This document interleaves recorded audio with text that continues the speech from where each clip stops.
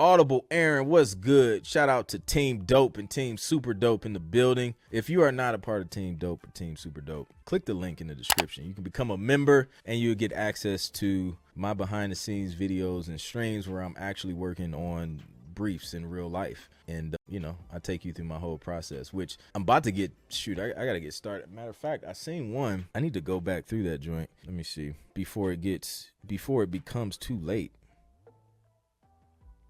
I don't know if I can. Oh yes, it's kind of long too.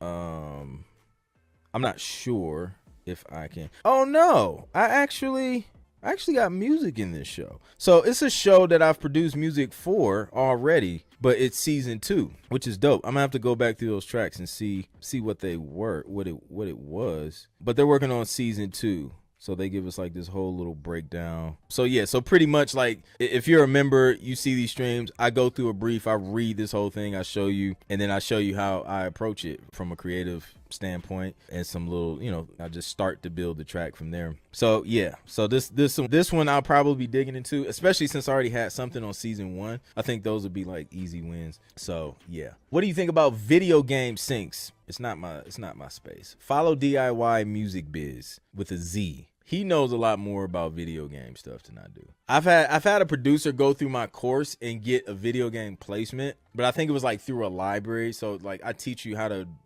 connect with music libraries and things like that. So I think it came through that, but I don't know, like I don't have like a video game strategy or whatever. And from talking to my guy, Greg, why Music Biz, like he broke it down and he was just like, yeah, it's not like, in some situations, where you hear music placed on like a 2K or something like that, or Madden or whatever, there's some situations like that. But then there's a lot of situations where it's like things don't necessarily go down like that, and it's not like the exact same approach as sync placements for TV and film. So that would be a dope resource to follow to get more information on that. Michael Connor says, yep, the strike meant less work, background actors like myself on the side of sync production and the 9 to 5. Yeah, man, it's crazy, dude. It's crazy. Yo, funny story.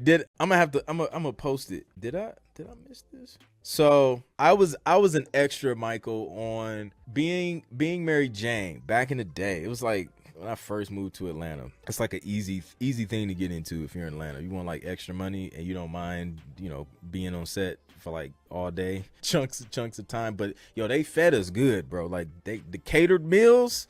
Listen, that chicken was tender. The chicken breasts were tender, and you get a full course meal. And you get like, if you're there all day from like 6 to 6, bro, like a whole 12 hours plus, you getting breakfast, lunch, and dinner. So, or at least breakfast and lunch. They take care of you on set. The Anchorman set though, we were eating the entire thing because we had to keep reshooting stuff. But anyways, I was on Being Mary Jane, and I might have had the NFL Network placement. I can't remember exactly. I might have had like one TV placement under my belt. But I was on set, and yeah, I was just on set. Didn't know that.